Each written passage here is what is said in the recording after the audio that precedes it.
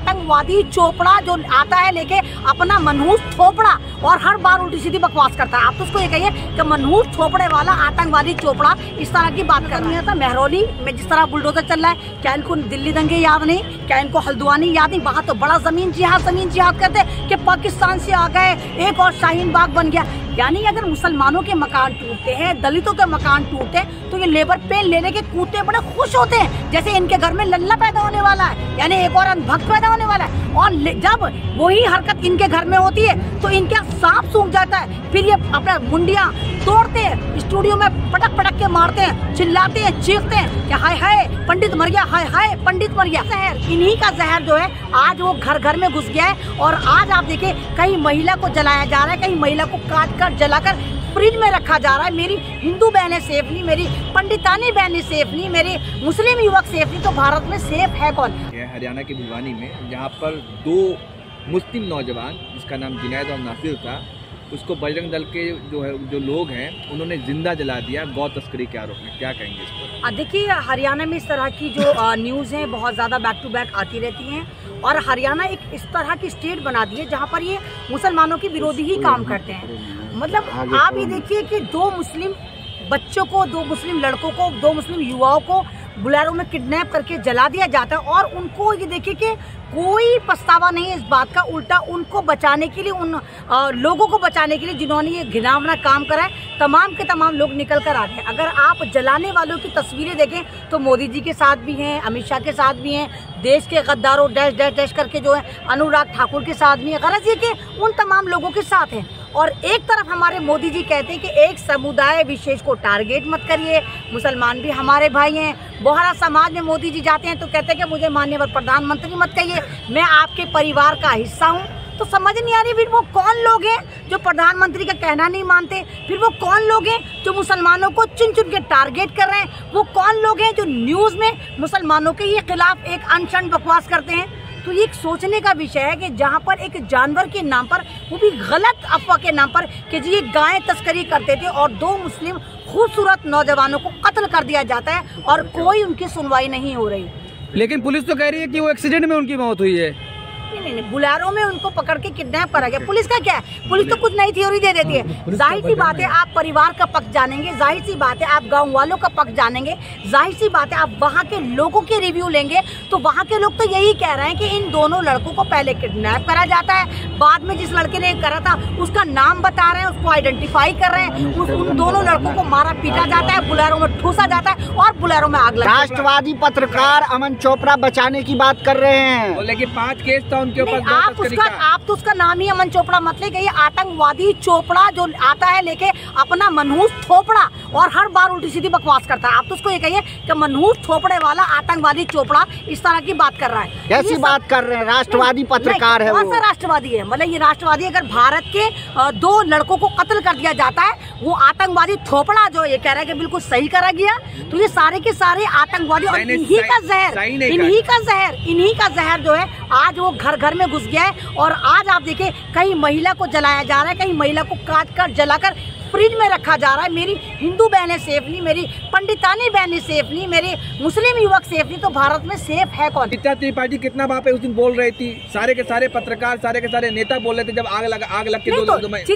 चित्रा त्रिपाठी इसलिए बोल रही थी कि मरने वाली जो लड़की थी, मरने वाली जो माँ थी, वो पंडितानी थी। और शायद आपको नहीं पता, बजरंग दल का उनका जो बेटा बजरंग दल में, यानी वो भी नफरती चिंटू है। तो आपने जो सारी जिंदगी यही काम करा कि मुसलमानों को मारेंगे तो मुसलमानों को काटेंगे, तो मस्जिद को फूकेंगे, तो दाढ़ी को नोचेंगे, तो टोपी को करेंगे, तो जाहिर सी बात है वो नफरत कहीं ना कहीं चल के खुद आपके घर में भी आएगी और आप खुद भी शिकार होंगे।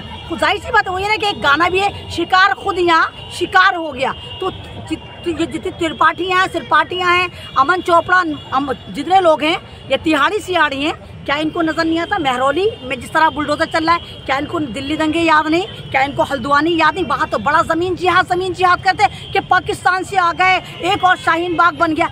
यानी अगर मुसलमानों के मकान टूटते हैं, दलितों के मकान टूटते हैं, तो ये लेबर पेन लेने के कूदते बड़े खुश होते हैं, जैसे इनके घर में लल्ला पैदा होने वाला है, यानी एक और अंधभक्त पैदा होने वाला है। और जब वही हरकत इनके घर में होती है तो इनके सांप सूख जाता है, फिर ये अपना मुंडियां तोड़ते हैं, स्टूडियो में पटक पटक के मारते हैं, चिल्लाते हैं, चीखते हैं कि हाय हाय पंडित मर गया, हाय हाय पंडित मर गया। तो वही वाली बात है, जब आप नफरत का सौदा करेंगे तो इंटरेस्ट के तौर पर, ब्याज के तौर पर आपको नफरत ही वापस मिलेगी। बीबीसी पर आईटी का रेट पड़ा 60 घंटा खत्म हो चुका है, उसके बाद ना ना ना आप नहीं देखा ना, ये वही बीबीसी जिसकी मोदी जी तारीफें करते नहीं थकते थे। अब जब बीबीसी ने दिखाया, इनका तमाम चिट्टा खोला, बीबीसी ने बताया कि मोदी जी कितने दोषी हैं, मोदी जी ने किस तरह मुसलमानों का वहाँ नरसंहार करा, किस तरह इनके तमाम पालतू वहाँ घुस रहे, मोदी जी ने किस तरह वहाँ पर कमिश्नर एसीपी डीसीपी को कहा कि भाई निकालने दो, गुस्सा निकालने दो, यानी मुसलमानों को मारने काटने दो, तुम लॉ एंड ऑर्डर मेंटेन मत करना।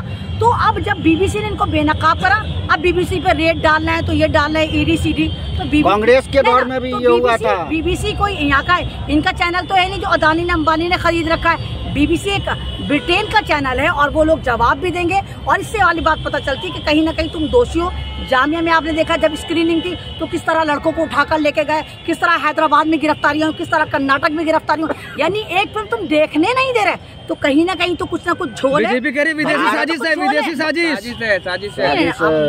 उसमें साजिश तो जब होगी भैया जब कोई बोल रहा होगा, उसमें तो तथ्य दिखाए जा रहे हैं, उसमें तो वीडियो दिखाई जा रही है, उसमें तो मुसलमानों का कत्लेआम दिखाया जा रहा है, उसमें तो पुलिस मारते हुए दिखाया जा रहा है। तो साजिश क्या है?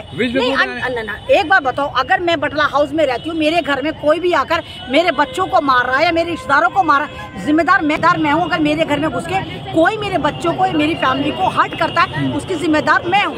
अगर गुजरात के आप उस वक्त चीफ मिनिस्टर थे और उस वक्त आप ये देखिए कि जिस तरह गुजरात में मारकाट हुई और लगातार मारकाट हुई, तो इसके जिम्मेदार मोदी जी थे और मोदी जी की कंपनी थी।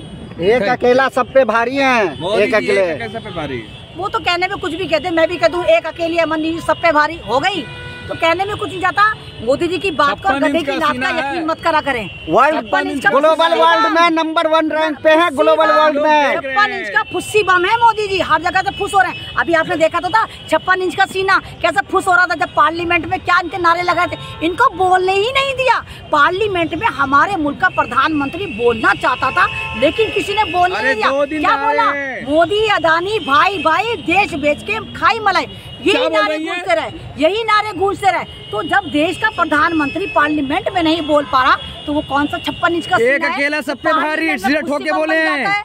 अरे कुछ भी बोलो, मैंने कहा ना मैं बोलूं मैं अमन जी अकेली तुम सब पे भारी हूँ, नहीं हो जाती भाई। देश के उद्योगपति हैं तब मोदी जी के भाई हो गए तो दिक्कत क्या है इसमें? नहीं, भाई ये तो बाप का माल है, देश उनके बाप का था, LIC उनके बाप की थी, रेलवे उनके बाप का था, एयरपोर्ट उनके बाप का था, जनता का था जो उठाकर दे दिया। अब मोदी ने तो शादी भी नहीं करी, क्या हम ये कहते कि मुदानी जो है वो दहेज में लेकर आएंगे, तो मुदनिया भी दहेज में नहीं लेकर आई, वो तमाम कंपनियां वो हमारी थी जो इन्होंने दहेज में समझ के कि दहेज में इनकी बीवी लेकर आई और अदानी को गिफ्ट कर दी। और आज अदानी जिस तरह धपड़धुस हो रहा है, आपको शायद नहीं पता, अभी हमारे उत्तर प्रदेश के जो चीफ मिनिस्टर हैं उन्होंने 60,000 करोड़ का जो मीटर का एक ऑर्डर था जो अदानी को था वो रद्द कर दिया। तो मोदी जी आपके यार को हर जगह से जबरदस्त तरीके से दुलत्तियां और लाते पड़ रही हैं।